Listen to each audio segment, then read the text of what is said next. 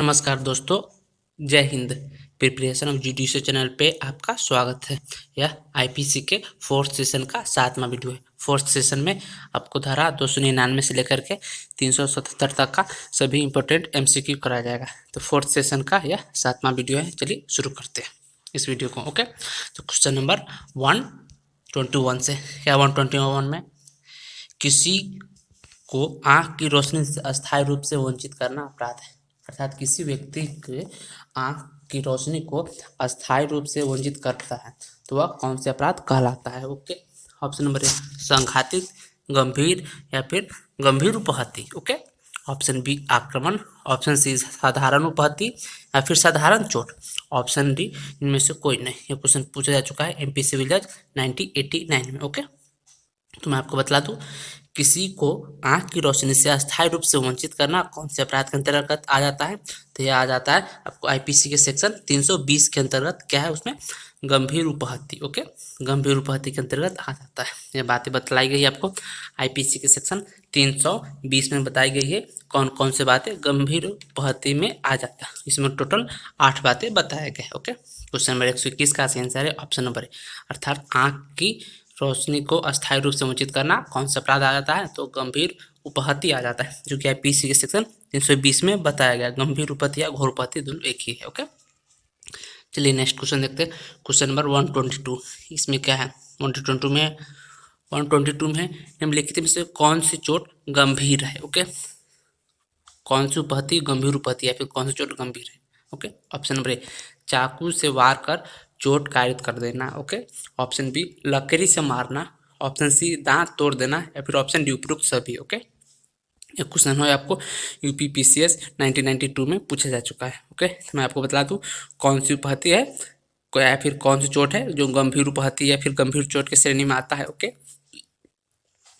इसका सही आंसर है ऑप्शन नंबर सी, दांत तोड़ देना। ओके, आईपीसी के सेक्शन 320 में कुल 8 प्रकार की उपहति की श्रेणी बतलाई गई है। ओके, जिसमें इसके अंतर्गत ये बात आ जाती है दांत तोड़ना। दांत तोड़ना अर्थात किसी भी अंग को अस्थायी रूप से विच्छेद करना, उसकी श्रेणी में आ जाता है आपको ऑप्शन नंबर सी। दांत तोड़ना कौन सी उपहति आ जाती है? तो दांत तोड़ना गंभीर या फिर चोट गंभीर उपहति में आ जाता है। बातें बतलाई गई आईपीसी सेक्शन 320 में बताया गया है। ओके, क्वेश्चन आपको पूछा जा चुका है यूपीपीसीएस 1992 में पूछा जा चुका है। ओके, नेक्स्ट क्वेश्चन नंबर क्या है? Question number 132। चलिए देख लेते हैं। भारतीय दंड संहिता की धारा 320 के अंतर्गत कुल कितने प्रकार की उपहति को घोर उपहति की श्रेणी में रखा गया है। ओके, मैं आपको बताया था आईपीसी के सेक्शन 320 में क्या बतलाया गया है? 320 में घोर उपहति बताया गया, जबकि उपहति बताया गया है आपको आईपीसी के सेक्शन 319 में। तो मैं आपको बतला दूं आईपीसी के सेक्शन 319 से लेकर के 338 तक का में उपहति तथा घोर उपहति के बारे में बतलाया गया है। तो आईपीसी के सेक्शन 320 में क्वेश्चन ये पूछ रहा है कि आईपीसी के सेक्शन 320 में कुल कितने प्रकार की घोर उपहति है। तो आईपीसी के सेक्शन 20 में कुल कितने प्रकार की उपहति है, घोर उपहति? चलिए देख लेते हैं। ऑप्शन नंबर ए 5 प्रकार की, ऑप्शन बी 6 प्रकार की, ऑप्शन सी 7 प्रकार की तथा ऑप्शन डी 8 प्रकार की। ओके, तो मैं आपको बता दूं आईपीसी के सेक्शन 320 में कुल 8 प्रकार की घोर उपहति बतलाई गई है। ओके, इसका मैं चर्चा प्रीवियस वीडियो में कर चुका हूँ, जिसका लिंक मैं आपको इस वीडियो में दे दूंगा। ओके, या फिर आप मेरे चैनल के प्ले लिस्ट पर जाकर भी देख सकते हैं। या फिर मैं फिर से दोहरा देता हूँ, आईपीसी के सेक्शन 320 में कुल कितने प्रकार की घोर उपहति है? तो कुल 8 प्रकार की घोर उपहति है। तो क्वेश्चन बहुत इंपॉर्टेंट है। देखिए आपको पूछा जा चुका है यूपी एपीओ 2015 में तथा उत्तराखंड एपीओ 2010 तथा उत्तराखंड सिविल जज 2009 के एग्जाम में भी पूछा जा चुका है। तो क्वेश्चन बार बार पूछा जाता है। ओके, आईपीसी के सेक्शन 320 में कुल कितने प्रकार की घोर उपहति है? तो मैं बतला दूं आपको आईपीसी के सेक्शन 320 में कुल 8 प्रकार की उपहति। ओके, चलिए नेक्स्ट क्वेश्चन देख लेते हैं। Question number 124। ओके, इसमें क्या है? कोई उपहति घोर उपहति कहलाती है जिसके कारण उपहत व्यक्ति अर्थात पीड़ित व्यक्ति, ऑप्शन नंबर ए 15 दिन, ऑप्शन बी 20 दिन, ऑप्शन सी 25 दिन या ऑप्शन सी 30 दिन तक तीव्र शारीरिक पीड़ा में रहता है या अपनी मामूली कामकाज करने में असमर्थ होता है। ओके, मैं क्वेश्चन आपको एक लाइन में बतला देता हूँ। क्वेश्चन क्या पूछ रहा है? क्वेश्चन ये पूछ रहा है कि कौन सी उपहति घोर उपहति कहलाती है जिसके कारण कोई व्यक्ति कितने दिनों तक तीव्र शारीरिक पीड़ा में रहता है, जिसके कारण वो अपने मामूली कामकाज करने में असमर्थ है। तो वह कितना दिन है? ओके, 15 दिन है या फिर 20 दिन है, फिर 25 या 30 दिन। ओके, ये क्वेश्चन आपको पूछा जा चुका है। कहाँ पूछा गया है? तो उत्तराखंड एपीओ 2010 के एग्जाम में पूछा जा चुका है। ओके, तो मैं आपको बता दूँ या फिर आपको याद होगा, आईपीसी सेक्शन 320 के 8वां खंड है, जिसमें बताया गया है कि कुल 20 दिन की शारीरिक पीड़ा जिससे वह मामूली कामकाज करने में असमर्थ होता है, उसको क्या कहा लगता है? उसको कहा जाता है घोर उपहति की श्रेणी में लाया जाता है। ओके, ये क्वेश्चन आपको पूछा जा चुका है। उत्तराखंड एपीओ 2010 तथा उत्तराखंड सिविल जज 2009 में पूछा जा चुका है। तो मैं आपको बता दूं, आईपीसी के सेक्शन 320 के जो 8वां खंड है, जिसमें बताया गया है कि 20 दिन तक की तीव्र शारीरिक पीड़ा जिसके कारण कोई व्यक्ति मामूली कामकाज करने में असमर्थ है, यह बातें कहाँ से ली गई है? तो यह बातें ली गई है फ्रांस से लिया गया है। ओके, क्वेश्चन बहुत ही इंपॉर्टेंट है। ओके, चलिए नेक्स्ट क्वेश्चन देख लेते हैं। क्वेश्चन नंबर 125, क्या 125 में? क्वेश्चन नंबर 125 में है कि क ख को ऐसी उपहति कायरत करता है जिसके कारण वह 20 दिन तक तीव्र शारीरिक पीड़ा में रहता है। क ने अपराध किया है, तो क ने कौन सा अपराध किया है? ओके, ऑप्शन नंबर ए गंभीर उपहति, ओके, अर्थात ग्रीवियस हर्ट, या फिर ऑप्शन बी साधारण उपहति अर्थात सिंपल हर्ट, ऑप्शन सी आपराधिक प्रहार, या फिर ऑप्शन डी उपरोक्त में से कोई नहीं। ये क्वेश्चन आपको छत्तीसगढ़ सिविल जज 2008 की पीढ़ी में पूछा जा चुका है। मैं आपको क्वेश्चन फिर से थोड़ा दूँ। क ख को ऐसी उपहति कायरत करता है जिसके कारण वो 20 दिन तक तीव्र शारीरिक पीड़ा में रहता है। क ने कौन सा अपराध किया? मैं भी आपको बताया था, क ने अपराध किया आपको गंभीर उपहति। ओके, मैं फिर से आपको दोहरा दूं, आईपीसी के सेक्शन 320 के खंड 8 में बताया गया है कि 20 दिन के तीव्र शारीरिक पीड़ा जिसके कारण कोई व्यक्ति अपना मामूली कामकाज करने में समर्थ हो, वह आता है, कैसा आ जाता है? वह घोर उपहति की श्रेणी में आ जाता है। ओके, क्वेश्चन नंबर 125 का सही आंसर है ऑप्शन नंबर ए। Next question, question number 126। Okay, भारतीय दंड संहिता के अंतर्गत निम्नलिखित में से कौन सा अपराध समनीय नहीं है? ओके, मैं आपको बतला दूं, आईपीसी के सेक्शन में कहीं भी अपराध, कौन अपराध समनीय है या फिर समनीय नहीं है, ये नहीं बतलाई गई। ये बातें कहाँ बतलाई गई है? ये बातें बतलाया गया आपको सीआरपीसी सेक्शन 320 में, अर्थात दंड प्रक्रिया संहिता 1973 के सेक्शन 320 में बताया गया। सीआरपीसी के सेक्शन 320 के 2 खंड है।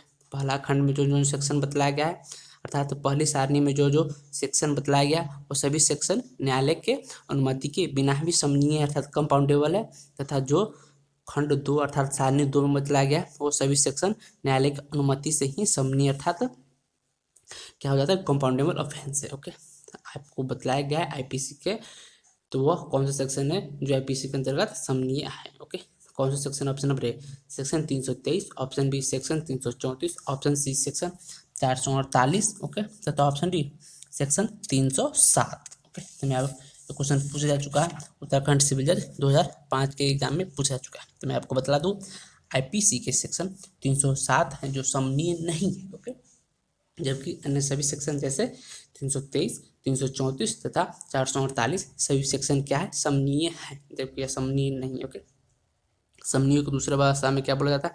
जो समझौता योग्य है। ओके, या फिर जिसका सुलह हो सके, तो सभी अपराध समनीय अपराध की श्रेणी में आता है। कौन सा अपराध समनीय है, कौन सा अपराध समनीय नहीं है, इसकी चार्ट आपको आईपीसी में नहीं मिलेगा।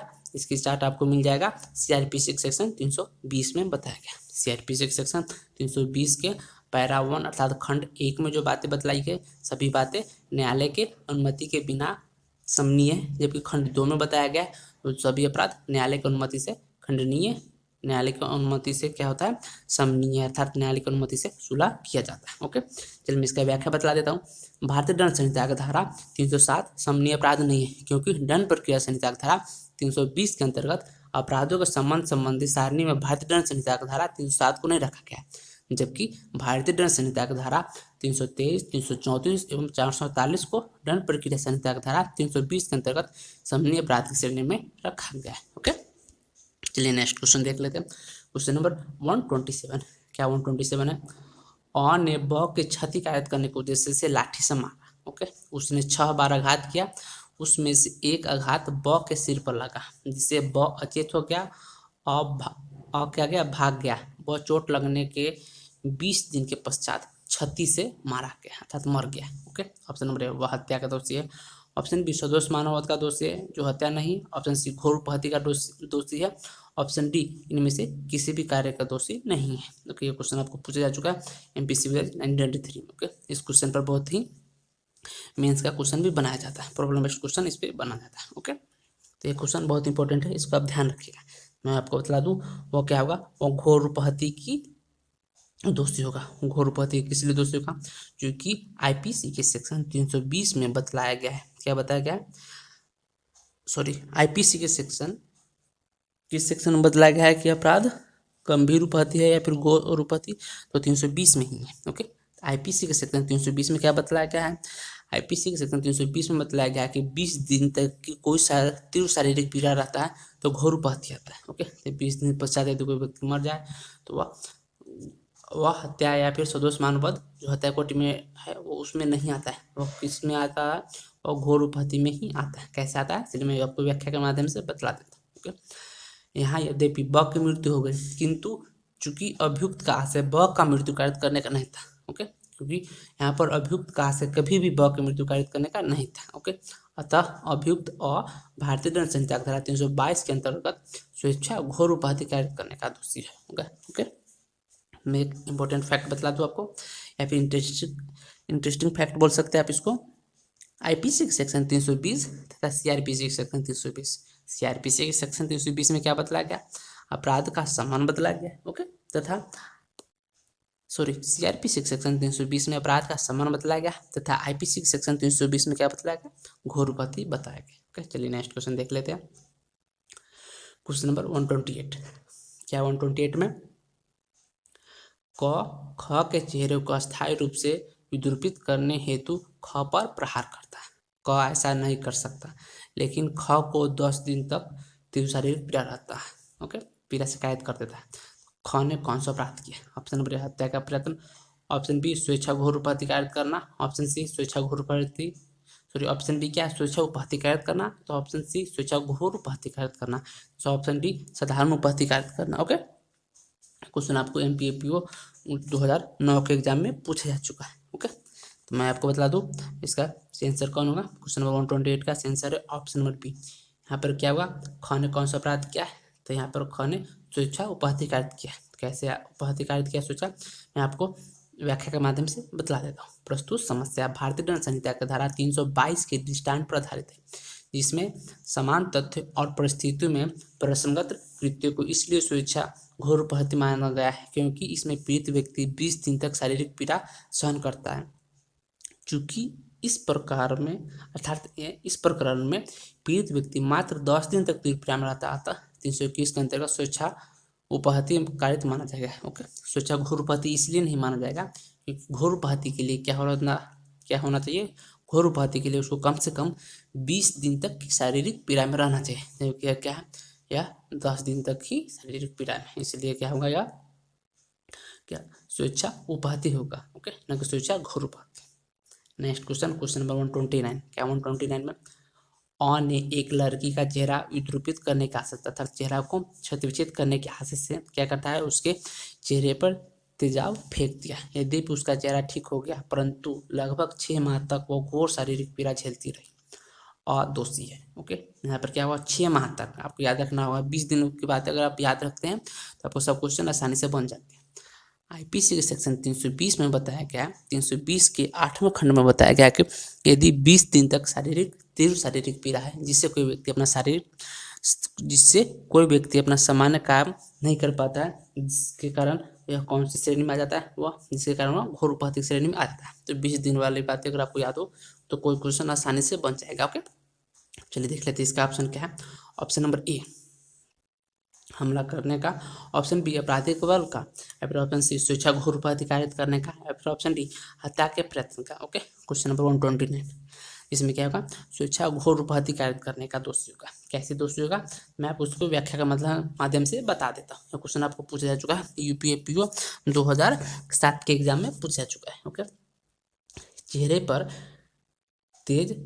चेहरे पर क्या होता है, तेजाब की तीव्र पीड़ा लड़की को लगभग 6 महीने झेलनी पड़ती है, अतः उपहत्या भारतीय दंड संहिता धारा 320 के पैरा 8 के अंतर्गत घोर उपहत्या तथा चूंकि तेजाब स्वेच्छा फेंकता है, अतः धारा 322 में यथा परिभाषित स्वेच्छा घोर उपहत्या कारित करता है। अ को धारा 325 के अंतर्गत स्वेच्छा घोर उपहत्या कार्य करने के लिए दंडित किया जाएगा। ओके, यहाँ पे कौन से सेक्शन के अंतर्गत दोषी होगा, तो यहाँ पे आईपीसी सेक्शन 325 के अंतर्गत दोषी होगा। ओके, नेक्स्ट क्वेश्चन क्या है, क्वेश्चन नंबर 130। इसमें क्या है, स्वेच्छा से उपहत्या कार्य करने के लिए भारतीय दंड संहिता के कौन सी धारा में। ओके, ऑप्शन नंबर ए धारा 319, ऑप्शन बी धारा 325, ऑप्शन सी धारा 323 तथा ऑप्शन डी धारा 324। ये क्वेश्चन आपको राजस्थान एपीओ में पूछा जा चुका है। ओके, राजस्थान एपीओ 2015 के एग्जाम में पूछा जा चुका है। ओके, तो कौन सी धारा के अंतर्गत क्या है, उपहत्या के लिए दंड का प्रावधान है, स्वेच्छा उपहत्या के लिए। ओके, तो मैं आपको बता दूँ, आईपीसी सेक्शन 323 में स्वेच्छा उपहत्या के लिए दंड का प्रावधान किया गया है। ओके, इसका सही आंसर है ऑप्शन नंबर सी। चलो मैं व्याख्या से बतला देता हूँ। भारतीय दंड संहिता का धारा 323 में स्वेच्छा से उपहत्या कार्य करने के लिए दंड का प्रावधान है। धारा 323 के अनुसार जो कोई स्वेच्छा उपहत्या कार्य करेगा वह दोनों में से किसी भारतीय के कारावास से जिसकी अवधि 1 वर्ष तक की हो सकेगी या जुर्माने से या जो 1000 रुपया तक का हो सकेगा, दोनों से दंडित किया जाएगा। ओके, तो मैं आपको बता दूं, आईपीसी के सेक्शन 323 में क्या बताया गया, 323 में स्वेच्छा उपहत्या कार्य करने के लिए दंड का प्रावधान किया गया है। ओके, जबकि मैं बता दूं 319 आईपीसी सेक्शन 319 में क्या बताया गया है, आईपीसी के सेक्शन 319 में बताया गया उपहत्या बतलाया गया। ओके, तथा 323 में क्या बताया गया, 323 में स्वेच्छा उपहत्या कार्य करने के लिए दंड बताया गया। ओके, 324 में क्या है, खतरनाक आयुधों या साधनों द्वारा स्वेच्छा उपहत्या कार्य करना बताया गया 324 में। ओके, तथा 325 में क्या बताया गया, स्वेच्छा घोर उपहत्या कार्य करने के लिए दंड का प्रावधान किया गया आईपीसी सेक्शन 325 में। ओके, चलिए नेक्स्ट क्वेश्चन देख लेते हैं, क्वेश्चन नंबर 131। क्या 131 में, मुख्य न्यायिक मजिस्ट्रेट ने अभियुक्त को भारतीय दंड संहिता की धारा 325 में 5 वर्ष के कारावास एवं 10,000 रुपये के जुर्माना से दंडित किया है। भारतीय दंड संहिता की धारा 325 में अधिकतम कारावास 7 वर्ष है। मजिस्ट्रेट अभियुक्त को जुर्माने के संदेह में व्यतिक्रमण करने पर अधिकतम कारावास दे सकता है, अर्थात मजिस्ट्रेट अभियुक्त को जुर्माने की राशि न चुका पाने की स्थिति में उसे अधिकतम कितना कारावास दे सकता है। ओके, ऑप्शन नंबर ए 15 माह, ऑप्शन बी 21 माह, ऑप्शन सी 12 माह या फिर ऑप्शन डी 30 माह। ओके, एक क्वेश्चन आपको एमपी सिविल जज 2011 के एग्जाम में पूछा जा चुका है। ओके, तो इसका सही आंसर क्या है, इसका सही आंसर है ऑप्शन नंबर बी 21 माह। कैसे 21 माह होगा, मैं आपको व्याख्या के माध्यम से बतला देता हूँ। ओके, चलिए देख लेते हैं यह है 21 माह कैसे होगा। ओके, भारतीय दंड संहिता की धारा 65 के अनुसार जहाँ अपराध कारावास तथा जुर्माना दोनों से दंडनीय है, वहाँ न्यायालय जुर्माना देने में व्यतिक्रमण पर अपराध के उपबंधित अधिकतम कारावास की 1/4 की अवधि से अनधिक के कारावास से दंडित कर सकेगा। प्रस्तुत मामले में धारा 325 में स्वेच्छा घोर उपहत्या कार्य करने के लिए अधिकतम कारावास 7 वर्ष निर्धारित है। अतः जुर्माने का भुगतान न किए जाने की स्थिति में जो अधिकतम कारावास निर्दिष्ट किया गया है वह 1/4 होगा, अर्थात 21 माह होगा। ओके, समझिए। क्वेश्चन नंबर 131 का आंसर है ऑप्शन नंबर डी। यदि वह जुर्माने की राशि न दे पाता है, इस स्थिति में उसे 21 माह तक अधिकतम कारावास दिया जा सकता है। ओके, शेष कारावास के अलावा। ओके, नेक्स्ट क्वेश्चन क्या है, क्वेश्चन नंबर 132 इसमें क्या है, धारा 3 क्वेश्चन नंबर 132 क्या है, दो युक्ति एक्स तथा वाई आपस में लड़ पड़ी। एक्स ने यह संभाव्य जानते हुए कि वह वाई के चेहरे का अस्थायी रूप से विद्युपित कर दे, वाई के चेहरे पर ब्लेड से प्रहार किया। इससे वाई के गाल पर घाव का अस्थायी भद्दा चिन्ह बन गया। एक्स दोषी है। एक्स कौन सा अपराध का दोषी? ओके, ऑप्शन नंबर ए सामान्य उपहत्या कार्य करने की, ऑप्शन बी खतरनाक साधनों द्वारा घोर उपहत्या कार्य करने का, या फिर ऑप्शन सी हत्या के प्रयास का, या फिर ऑप्शन डी उतावले एवं लापरवाही पूर्ण कृत्य द्वारा घोर उपहत्या कार्य करने की।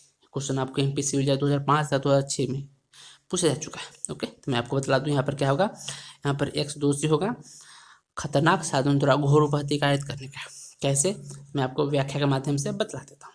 प्रस्तुत मामले में युवती एक्स ने युवती वाई के चेहरे को अस्थायी रूप से क्या क्या विद्युपित करने संभाव्य जानते हुए वाई के चेहरे पर ब्लेड से प्रहार करता है, जिससे वाई के गाल पर अस्थायी भद्दा या चिन्ह बन जाता है, जो भारतीय दंड संहिता धारा 320 में दी गई घोर उपहत्या की परिभाषा के 8वें प्रकार के अंतर्गत आ जाता है। जो 8 प्रकार दिया गया है उसमें से कोई एक प्रकार में आ जाता है, जिसमें बताया गया है कि घोर उपहत्या कार्य करने की स्थिति में उसे क्या कहता है, किसी भी अंग को अंग विच्छेद कर देता है। ओके, तो ब्लेड से काट देता है, जो कि अस्थायी रूप से हो जाता है। ओके, जिस कारण वो घोर उपहत्या के श्रेणी में आ जाता है। बातें बतलाई गई आपको आईपीसी सेक्शन 326,326 में बताया गया। चलिए नेक्स्ट क्वेश्चन देख लेते हैं।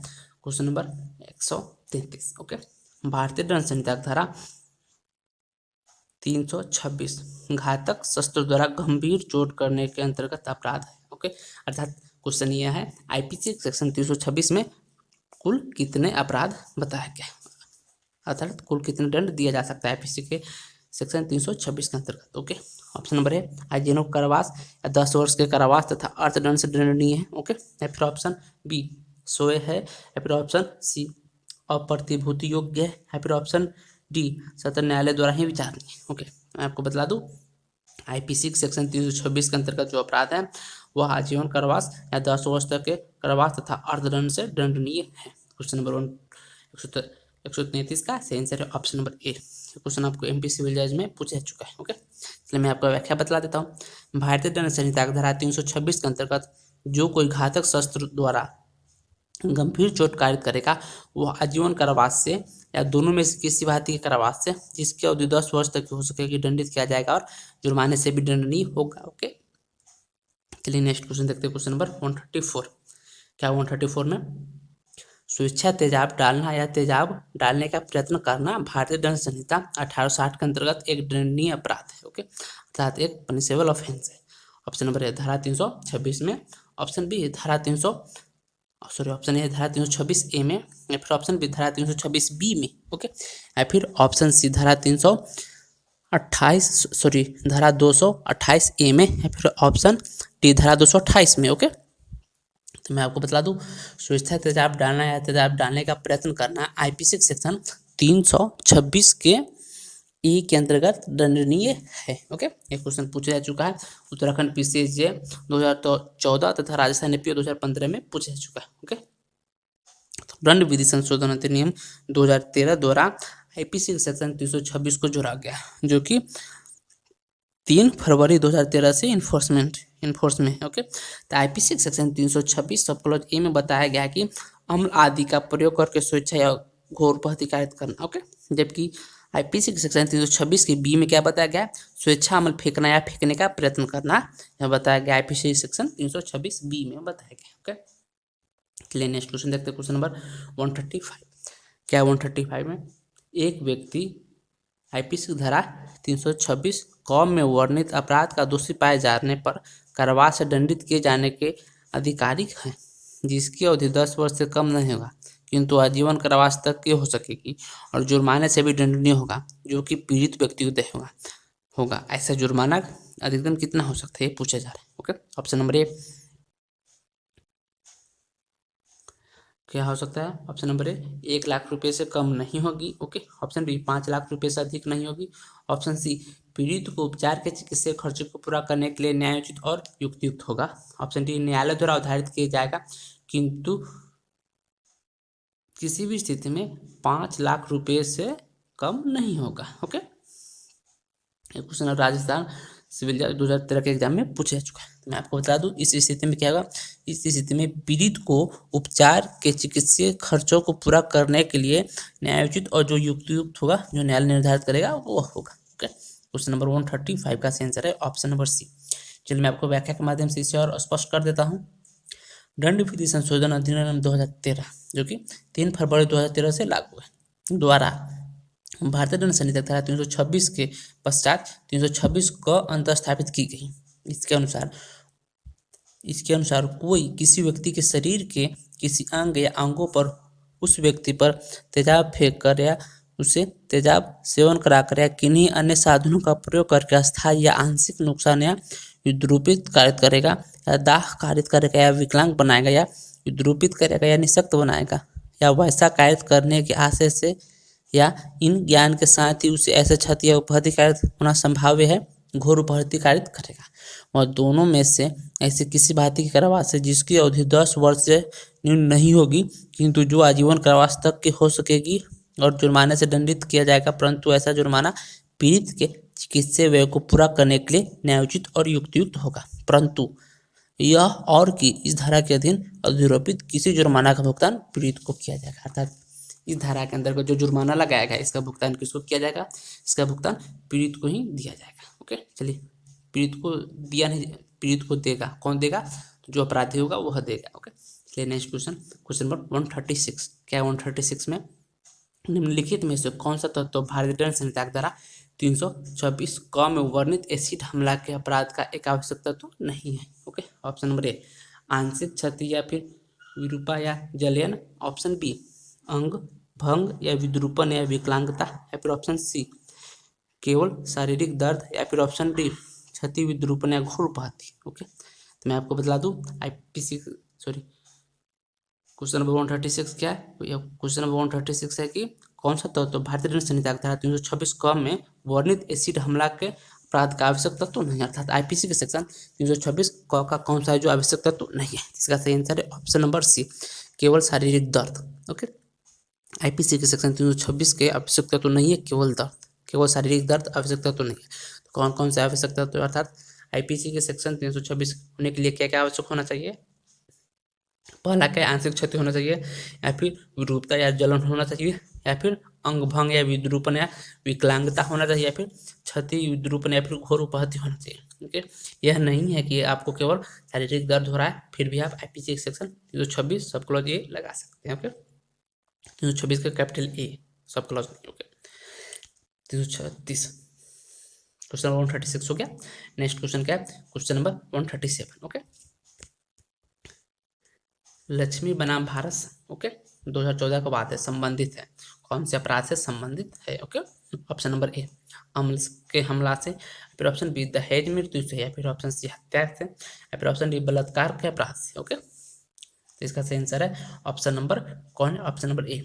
यह क्वेश्चन पूछा जा चुका है उत्तराखंड एपीओ 2016 के एग्जाम में पूछा जा चुका है। ओके, तो लक्ष्मी बनाम भारत संघ का मामला सुप्रीम कोर्ट का मामला है, संबंधित है कौन से अपराध से? यह अम्ल के हमला के साथ एसिड अटैक से संबंधित है। ओके, चलिए मैं इसका व्याख्या बता देता हूँ। लक्ष्मी बनाम भारत संघ का मामला जो सुप्रीम कोर्ट से संबंधित है, का वाद जो है अम्ल के हमले से संबंधित है। अम्ल हमला से संबंधित प्रावधान भारतीय दंड संहिता का धारा 326 क तथा 326 ख में दंड विधि संशोधन अधिनियम 2013 द्वारा अंतर स्थापित किया गया, जो कि कब से लागू है? 3 फरवरी 2013 से लागू है। Okay, next question, question number 138। क्या 138 में भारतीय दंड संहिता के निम्नलिखित में से किस धारा के अंतर्गत स्वेच्छा अम्ल फेंकना या फेंकने का प्रयत्न करना एक दंडनीय अपराध है? ओके, कौन से सेक्शन के अंतर्गत? ऑप्शन नंबर ए धारा 326, ऑप्शन बी धारा 326 ए, ओके, तथा ऑप्शन सी धारा 326 बी, तथा ऑप्शन डी धारा 326 सी अर्थात ग। क्वेश्चन आपको उत्तराखंड एपीओ 2016 के एग्जाम में पूछा जा चुका है। ओके, मैं आपको फिर से दोहरा दूं, क्वेश्चन यह है कि आईपीसी के कौन से सेक्शन के अंतर्गत स्वेच्छा अम्ल फेंकना या फिर फेंकने का प्रयत्न करना एक दंडनीय अपराध है? तो यह है आपको IPC section 326 B. IPC section 326 B में बताया गया है कि स्वेच्छा अम्ल फेंकना या फिर फेंकने का प्रयत्न करना एक दंडनीय अपराध है। ओके, चलिए मैं इसका व्याख्या बतला देता हूँ। भारतीय दंड संहिता की धारा 326 ख के अनुसार अर्थात 326 बी के अनुसार जो कोई किसी ऐसे व्यक्ति को अस्थायी या आंशिक नुकसान कायद करने या फिर उसकी अंग विकार करने या जलाने या विकलांग बनाने या विद्रूपित करने या निःशक्त बनाने या घोर उपाधि कायद करने के आशय से उस व्यक्ति पर अम्ल फेंकता है या फिर फेंकने का प्रयत्न करता है, या किसी व्यक्ति को अम्ल देता है या अम्ल देने का प्रयत्न करता है, वह दोनों में से किसी भांति की कारावास से जिसकी अवधि 5 वर्ष से कम नहीं होगी किंतु 7 वर्ष तक की हो सकेगी दंडित किया जाएगा तथा जुर्माने से भी दंडनीय होगा। ओके, ये बातें बतलाई गई है आपको आईपीसी सेक्शन 326 के सबको आईपीसी सेक्शन 326 के आईपीसी सेक्शन 326 बी में। ओके, आईपीसी के सेक्शन 326 ए तथा आईपीसी के सेक्शन 326 बी कब जोड़ा गया?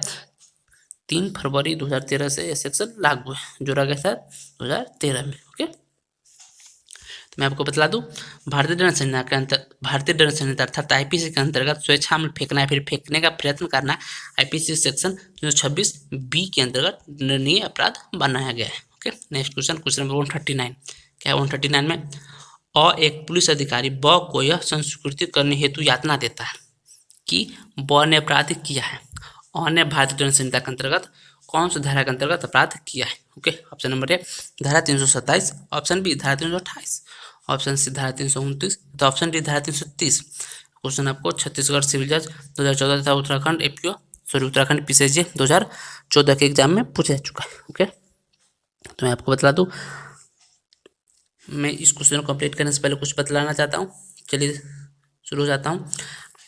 भारतीय साक्ष्य अर्थात इंडियन एविडेंस एक्ट के सेक्शन 24 से लेकर के 30 तक में क्या बताया गया, संस्वीकृति बताया गया। ओके, यदि कोई पुलिस अधिकारी बलपूर्वक संस्वीकृति कराता है या फिर यातना देकर संस्वीकृति कराता है तो उसके लिए आपको दंड का प्रावधान किया गया।